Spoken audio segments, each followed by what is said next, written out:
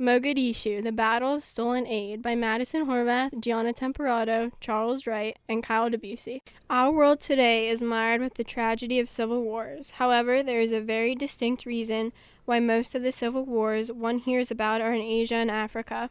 The Civil War and future U.S. involvement can be traced to the clans of the Somali people. The people of Somalia, although ethnically and culturally the same, separated themselves into different clans. Then dictator Mohammed Syed Barre rose to power, exploiting and attacking these clans, leading to his downfall and the creation of clan-based militias. These militias started fighting all over the country, and one clan in particular, the United Somali Congress, or the USC, captured the capital and Barre fled. However, infighting among the USC led to the rise of General Mohammed Farah Adid, who, to gain an edge over Ali Mahdi Mohammed, stole aid sent to starving citizens. To protect the aid, then President H.W. Bush sent U.S. troops into Somalia. These troops would eventually enter Mogadishu to capture General Adid, and in an overnight standoff, 73 were wounded, 19 killed, and 1 captured. Negotiating and compromising for the bodies of the deceased and the release of the 1 captured soon became one of the newly elected President Bill Clinton's toughest challenges while in office. Assuming power in 1969, General Mohammed Syed Barre established a socialist regime, ousting the democratically elected government. Barre tried to instill irredentism, the want of a people to return their lost territories, and nationalism into the Somali people. This failed disastrously when the Ogaden War reclaimed some Somalis living under Ethiopian rule. Barre's military was completely humiliated by the Soviet-backed Ethiopian army. Angry, Barre executed 82 military officers. This failure in reclaiming lost land and the execution of officers led to a coup attempt. Even more enraged, Barre blamed this on the Mujahideen. An organizer of the coup fled the Ethiopia and formed the Mujahideen anti-Barre militia called the Somali Salvation Democratic Front, or the SSDF. Starting with the Mujahideen, Barre started to attack and purge clans all throughout Somalia. He used a tactic called environmental warfare, where he sent his red berets into the clans' homelands, destroying waterholes and grazing fields. This resulted in the death of thousands of Mujahideen people and hundreds of thousands of cattle.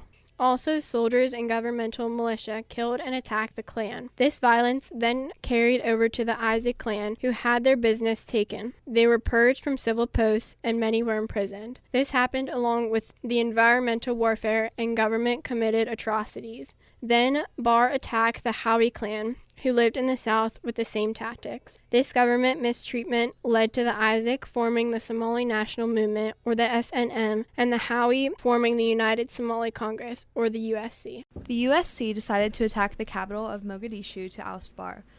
In 1990, the USC entered the outskirts of the capital and the fight began. For 4 weeks, Barre and what was left of his army struggled against the USC. Reports stated that artillery fired into civilian neighborhoods held by the USC. Somali professor Yusuf Muhammad Hadid said the reverberation of the artillery echoes coming from the fighting and the stench of gunpowder added to the dread we felt. On January 27, 1991, the presidential villa fell along the airport and Barre fled the country. From the conflict, the USC declared itself sole government of Somalia, stating the government and the responsibility of the Somali people were taken over by the USC movement. However, many more clan militias were fighting for control on the rest of the country, and the fighting left Mogadishu devastated. Having control over the capital did not save the USC from collapsing. The USC's leadership in Italy elected Ali Mahdi Mohammed as the interim president, but General Mohammed Farah Adid wanted power for himself and started fighting in Mogadishu for power. General Adid did not want to compromise his power that he had gained from fighting. He wanted to complete control over Somalia and the USC, so Adid gathered his men and fought against Ali Mahdi. Adid's failure to compromise his power only led to more and worse conflict in Somalia. With the civil war in full effect and the USC's infighting for the capital, a new problem arose. As the arid summer came and the clan militias looked for ways to gain power, they used Barre's old strategy of environmental warfare, destroying grazing fields, water wells, and killing cattle. This led to a full-blown famine, resulting in the deaths of 300,000 civilians. Because of the deaths, the UN and the Red Cross sent in humanitarian aid to help the starving citizens. The idea of using hunger as a weapon was used by many of the militias and warlords as aid shipments went throughout the country. They were stolen by gangs and bandits.